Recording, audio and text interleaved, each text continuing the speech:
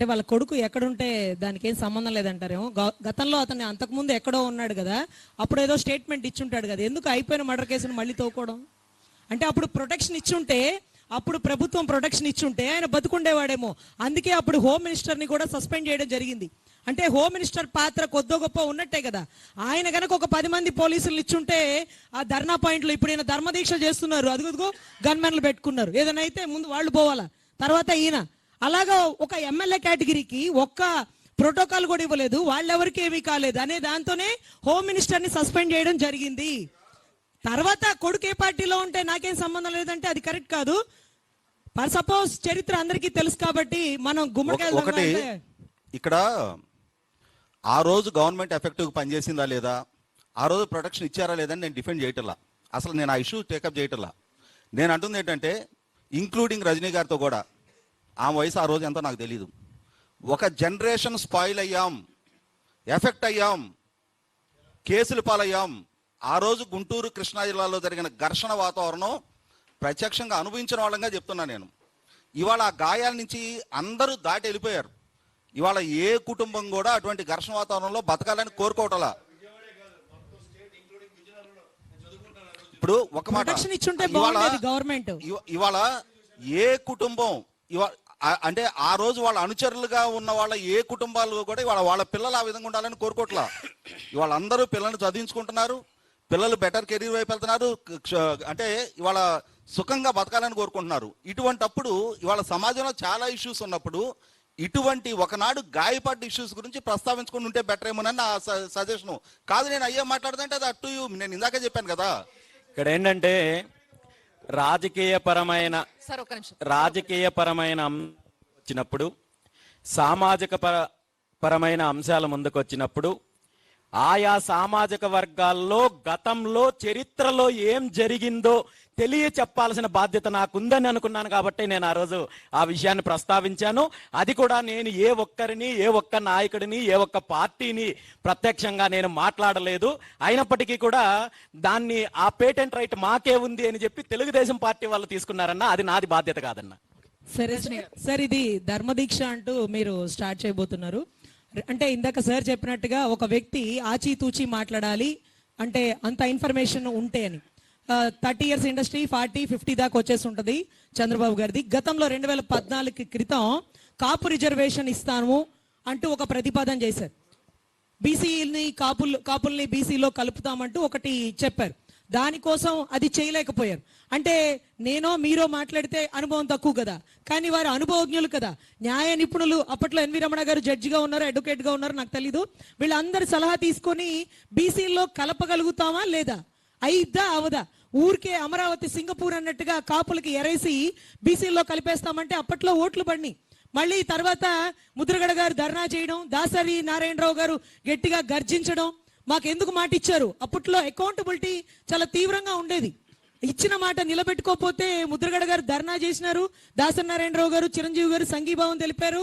అప్పట్లో చాలా మంది నాయకులు ఉన్నారు. దాని తర్వాత అది అవదు అని తేలిపోయిందేమో, మాకైతే తెలియదు. 14-19 నుంచి మళ్ళీ కాపుల ఓటింగ్ కావాలంటే మళ్ళీ పవన్ కళ్యాణ్ గారు కావాల్సిందే. మళ్ళీ 24-29కి పవన్ కళ్యాణ్ గారు కావాల్సిందే. అంటే కాపుల ఓటింగ్ కోసం పొద్దుగూకులు అంటే ఏదో ఒకటి గతంలో ఎరేసేవాళ్ళు, ఇప్పుడు ఎరేయడం ఆపేశారు. ఇప్పుడు పవన్ కళ్యాణ్ గారిని ఎరేస్తున్నారు. మాకు పవన్ కళ్యాణ్ గారిని చూడగానే మాకు అరే మా అన్న సీఎం అవ్వాలి, మా అన్న కోసం పనిచేయడం బిగిన్ చేస్తున్నాం. మా అన్న అయితే ఏకగ్రీవంగా 30 ఏళ్ళు ఆయనే సీఎం అంటున్నారు. So what ever it may be sir, ఇప్పుడు కాపుది బీసీల్లో కలపడానికి అవసరం అవుతుందా, అది చేయగలుగుతామా? మీరేదో దీక్ష పూనుతున్నారు కదా, మీతో పాటు కూర్చోమంటే మేము కూడా కాపు సోదరులం, కాపు మహిళలం వచ్చి కూర్చుంటాం. ఎందుకంటే మాకు చాలా అవసరం. మీరు మళ్ళీ బీసీల్లో మీరు వచ్చేస్తే మాకు ఇబ్బంది అనకండి, మేము కూడా కొంచెం మమ్మల్ని కూడా చూడండి. ఎందుకంటే కాపు అంటే కులభావన పెట్టుకోండి, లేకపోతే అదేంటది కులం, కాపులు పెద్దన్న పాత్ర పోషించండి అన్న వ్యక్తి ఈ రోజుకి జనసేన పార్టీలో రంగా గారికి నివాళులు కానీ జన్మదిన శుభాకాంక్షలు కానీ మా పార్టీ సీరియల్లో ఎప్పుడూ రాలా. ఎన్నో మార్లు అడిగేదాన్ని నేను, అడిగితే కులముద్ర పడిపోతుంది అంటారు. అరే కులం లేదో ఎలా గెలిచినారయ్యా, కులం లేదో ఎలా గెలిచినారు, కులముద్ర ఏంటి కులముద్ర అని ఎన్నో మార్లు అడిగేదానండి. సరే వాళ్ళంటే కాపు రిజర్వేషన్ గురించి పోరాడమంటే ముద్ర పడిపోతుంది అంటారు. మీరేదో ఉత్తమంగా ధర్మదీక్ష చేస్తున్నారు కాబట్టి ముద్ర పడినా పర్లేదని వచ్చే వాళ్ళు ఎవరిని ఉంటే మేము కూడా కాపుల్ని బీసీల్లో కలుపుతారా లేదా, మీరు కలిపితే మిమ్మల్ని కూడా మేము సీఎం చేసేస్తాం. ఎందుకంటే మా కాపు ఓటింగ్ అలాంటిది. జగన్ గారికైనా చంద్రబాబు గారికైనా ఏ పార్టీకైనా మా ఓటింగే అవసరం. అప్పట్లో రిజర్వేషన్ ఎర్ర చూపించినారు, తర్వాత చిరంజీవి గారిని ఎర్ర చూపించినారు, ఇప్పుడేమో పవన్ కళ్యాణ్ గారిని ఎర్ర చూపిస్తున్నారు. సో అందుకని కాపు రిజర్వేషన్ అనేది మాకు చాలా అవసరం సార్. అందుకని వచ్చేటట్టయితే అంటే మీరు ధర్మదీక్ష చేస్తే మాకు కూడా టెంట్ వేస్తే, ఎందుకంటే మాకు ఆర్థిక ఇంకా ఏమి లేదు, ఆ టెంట్ వేస్తే మేము కూడా కూర్చుంటాం.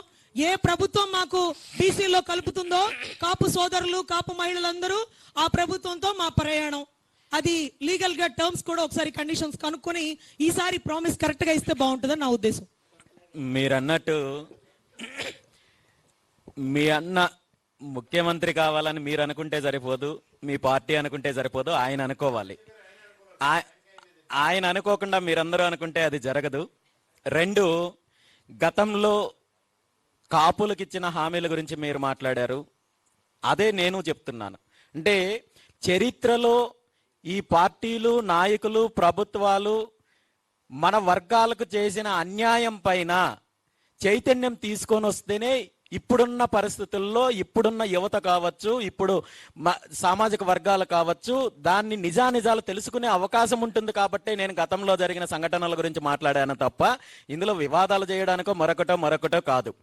రెండో అంశం ఏంటంటే, ఈరోజు మీరన్నట్టు బీసీలను ఏ విధంగా వీరి యొక్క అధికారం కోసం వాడుకుంటున్నారో, కాపులను అదే విధంగా అధికారం కోసం వాడుకుంటున్నారు, దళితులను అదే విధంగా వాడుకుంటున్నారు. ఎందుకు చెప్తున్నానంటే, దళితులకు రిజర్వేషన్లు అనే ఒక అంశం ఉంది కాబట్టి, ఆ మహానుభావుడు అంబేద్కర్ గారు రిజర్వేషన్లు కల్పించారు కాబట్టి తప్పనిసరి పరిస్థితుల్లో ఈరోజు వీళ్ళు సీట్లు కేటాయిస్తున్నారు. కానీ రిజర్వేషన్లు లేకుండా నింటే కనీసం వార్డు మెంబర్ సీటు కూడా ఇచ్చే పరిస్థితి ఉండిండేది కాదు. అయినప్పటికీ కూడా 79 సంవత్సరాల స్వతంత్ర భారతదేశంలో 79 సంవత్సరాలు రిజర్వేషన్లు అనుభవించిన తర్వాత కూడా దళితులు ఆనాడు పరిస్థితి ఎలా ఉందో ఈనాడు పరిస్థితి అలాగే ఉంది. వీళ్ళు అధికారంలోకి రావడానికి ఉపయోగపడే విధంగా ఈ రిజర్వేషన్లు ఉన్నాయి తప్ప నిజంగా అభివృద్ధి అనేది జరగలేదు. అభివృద్ధి కావాలంటే, హక్కులు సాధించుకోవాలంటే ఖచ్చితంగా అధికారం కావాలి. ఆ అధికారం కోసమే బీసీవై పార్టీ పోరాటం చేస్తోంది. ఆ అధికార వికేంద్రీకరణ, ఆ అధికారంలో అన్ని వర్గాలను భాగస్వామ్యం చేయడానికి కూడా బీసీవై పార్టీ సిద్ధంగా ఉందని చెప్పి గతంలో కూడా ప్రకటించడం జరిగింది. అందులో భాగంగా ఈ రాష్ట్రంలో బీసీవై పార్టీకి అవకాశం వస్తే ఏదైతే బీసీ ముఖ్యమంత్రి, కాపు ముఖ్యమంత్రి, దళిత ముఖ్యమంత్రిని చేసే బాధ్యత బీసీవై పార్టీకి ఉంది. దానికి కట్టుబడి ఉన్నామని చెప్పి గతంలో ప్రకటించడం జరిగింది. ఇప్పుడు ప్రకటిస్తున్నాము. భవిష్యత్తులో కూడా ఇదే మాటకి కట్టుబడి ఉంటాం.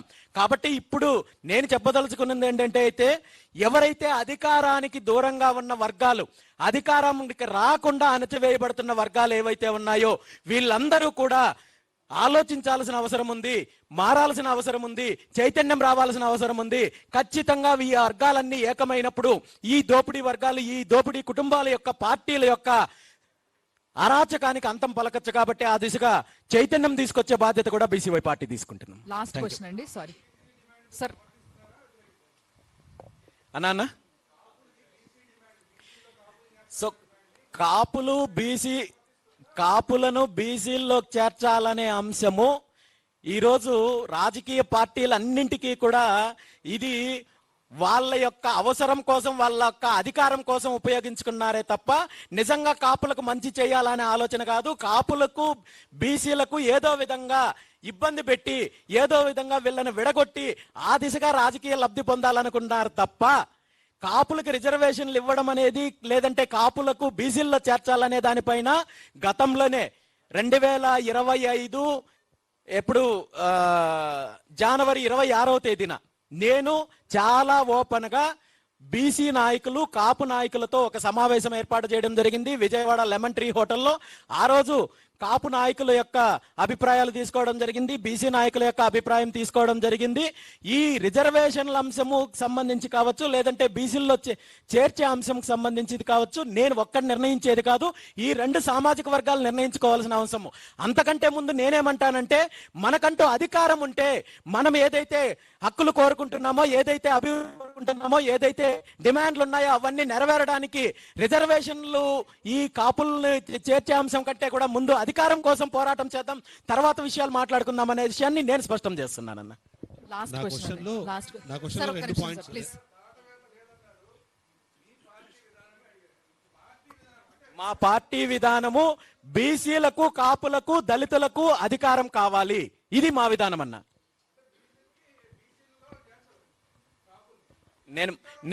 నేను మళ్ళీ అదే అంటున్నాను, బీసీల్లో చేరుస్తామనే అంశాన్ని తీసుకొని వచ్చిన పార్టీలన్నీ ఏం చేశాయి గత 30 సంవత్సరాల నుండి? ఫస్ట్ వాళ్ళ సమాధానం చెప్తే ఖచ్చితంగా నేను కూడా దాని మీద స్పష్టత ఇస్తాను. నా క్వశ్చన్లో రెండు పాయింట్స్ ఉంటాయి. మొదటి క్వశ్చన్ ఎట్లయితే ఉద్యోగులు 1వ తారీఖు కోసం ఎదురు చూస్తారో అట్లా ఆంధ్రప్రదేశ్ రాష్ట్ర ప్రభుత్వం ఇప్పుడు మంగళవారం కోసం ఎదురు చూస్తుంది. ఎందుకంటే అప్పులు వస్తే తప్ప ఇవాళ రాష్ట్ర ప్రభుత్వాన్ని నడపలేని పరిస్థితుల్లో ఉంది. మీరు ఇంతకు ముందు ఒక మాట చెప్పారు, ఫ్రీబీస్కి సంబంధించినది. ఇవాళ ఎన్నికలన్నీ కూడా సంక్షేమ పథకాలు ఏ వర్గానికి ఎంత ఇవ్వబోతున్నాము అన్న పాయింట్ని మేనిఫెస్టోలో పెట్టడం ద్వారా ఇవాళ అధికారంలోకి వస్తున్న నేపథ్యం చూస్తున్నప్పుడు అదే మొదటి క్వశ్చన్, రాష్ట్రం ప్రస్తుతం ఉన్న ఆర్థిక పరిస్థితి, దాని మీద మీ ఒపీనియన్ చెప్పాలి. అండ్ అధికారంలోకి రావాలంటే సంక్షేమ పథకాల పేరుతో వాళ్ళకి ఇవ్వాల్సిన పరిస్థితి ఉంటే మీరు దాన్ని ఎట్లా ఎదుర్కోబోతున్నారు? ఈ రెండు పాయింట్స్. మీరు అన్నట్టు ఈరోజు ముఖ్యంగా ప్రస్తుత ముఖ్యమంత్రి చంద్రబాబు నాయుడు గారు ఎన్నికలకు ముందు నేను సంపద సృష్టిస్తాను, ఈ రాష్ట్రాన్ని ఉద్ధరిస్తానని చెప్పి తను వెళ్ళిన ప్రతి ఊరిలో, ప్రతి సభలో, ప్రతి సందర్భంలో మాట్లాడడం జరిగింది. తీరా అధికారంలోకి వచ్చిన తర్వాత మంగళవారం కోసం వెయిట్ చేసే పరిస్థితి ఈరోజు క్రియేట్ చేశారు. ఇప్పటి వరకు ముఖ్యమంత్రి గారు సృష్టించిన సంపద ఏంటి అంటే 0 అని చెప్పాలి. ఎందుకంటే నిజంగా ఈ రాష్ట్రం అప్పులు చేయాల్సిన దుస్థితిలో ఉందా అంటే నన్ను అడిగితే ఎవరు ఒప్పుకున్నా ఒప్పుకోకపోయినా ఆ అవసరం లేదనే అంటాను. ఎందుకంటే రాష్ట్రంలో ఉన్న వనరులు ఏవైతే ఉన్నాయో, మైనింగ్ సంపద కావచ్చు, లేదంటే బీచ్ అండ్ మినరల్స్ కావచ్చు, ఒక్క నెల్లూరు జిల్లా ఉదయగిరి ప్రాంతంలో ఉన్న క్వార్జ్ మైన్ ని నేరుగా ప్రభుత్వ అధీనంలో చెయ్యగలిగితే ఈ రాష్ట్రంలో ఉన్న అప్పులన్నీ తీర్చేయచ్చు. కాదని ఎవరినైనా నిపుణులు చెప్పండి. ఇలాంటి అవకాశాలు, ఇలాంటి వనరులు రాష్ట్రంలో బోల్డ్ అన్ని ఉన్నాయి. ఈరోజు బీచ్ అండ్ మినరల్స్ గురించి చాలా మాట్లాడాల్సి ఉంది. ఇక్కడ సందర్భం కాదు కాబట్టి, అది చిన్న అంశం కాదు కాబట్టి నేను మాట్లాడడం లేదు. కాబట్టి ఈ రాష్ట్రానికి కాదు, ఈ దేశం మొత్తానికి కావాల్సిన, ఈ దేశానికి ఉన్న అప్పులన్నీ కూడా తీర్చేయగలిగే అంత సంపద మన రాష్ట్రంలో ఉంది.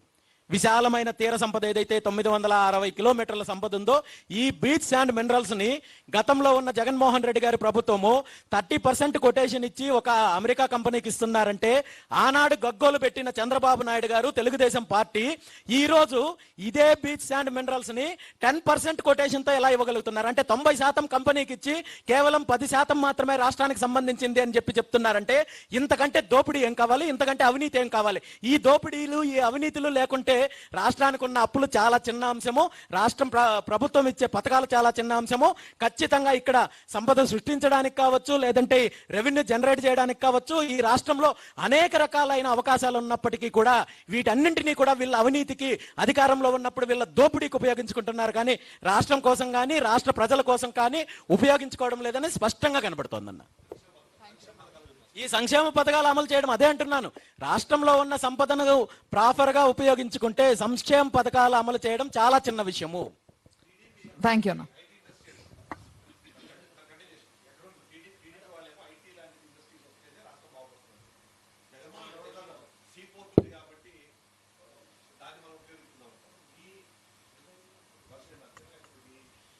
నేనేమంటానంటే చంద్రబాబు నాయుడు గారు మాట్లాడే మాటలకి, ఆయన చేసే చేష్టలకి ఎక్కడ పొంతనుండదు. ఆయన 24 గంటలు ఐటీ ఇండస్ట్రీస్ గురించి మాట్లాడే ఆయన, మరి వారి కుటుంబం ఐటీ కంపెనీ ఎందుకు పెట్టలేదు? పాల కంపెనీ ఎందుకు పెట్టింది? డైరీ ఎందుకు పెట్టింది? ఇక్కడ పరిస్థితులు ఏంటి? రెండు ఈ తీర సంపద ఏదైతే ఉందో ఇది రాష్ట్రానికి కాకుండా బయట కంపెనీలకో లేదంటే వీళ్ళ బినామీలకు అప్పచెప్పే ప్రయత్నం చేస్తున్నారు తప్ప రాష్ట్రానికి తీసుకురావడం లేదు. రాష్ట్ర ప్రభుత్వంలో ఇందులో భాగస్వామ్యం కావడం లేదనేదే రాష్ట్ర ప్రజల బాధ. Thank you sir.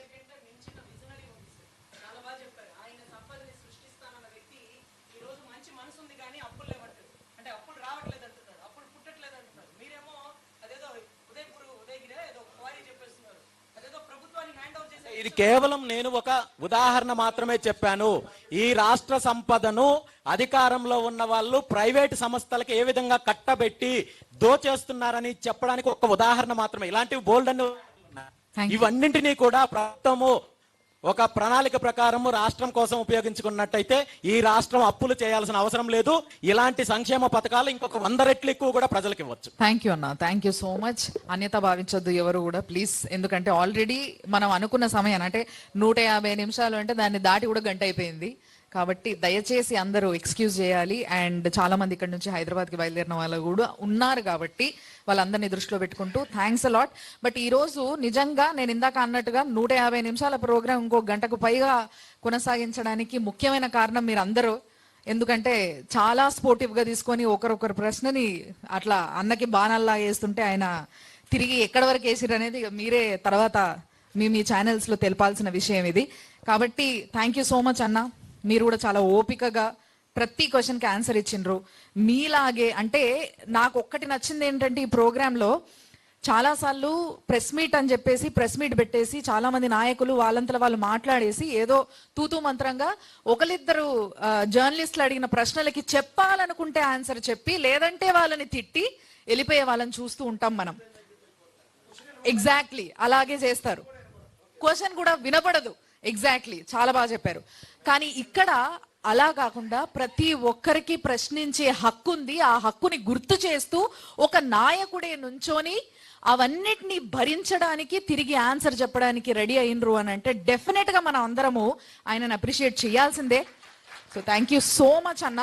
మిమ్మల్ని చూసి నాయకులు ముఖ్యంగా అధికార పార్టీలో ఉన్న ఏ రాష్ట్రం నాయకులైనా కానీ ఇలాంటి ఒక ప్రోగ్రామ్ ని ఏర్పరచుకొని జనాల ముందుకి మీడియా వాళ్ళ ముందుకి రాగలిగే సత్తా ఉంటే రావాలని కోరుకుంటున్నాం మేము. ఎందుకంటే అల్టిమేట్ గా మేమందరం జర్నలిస్టులను కోరుకునేది ప్రజల శ్రేయస్సు.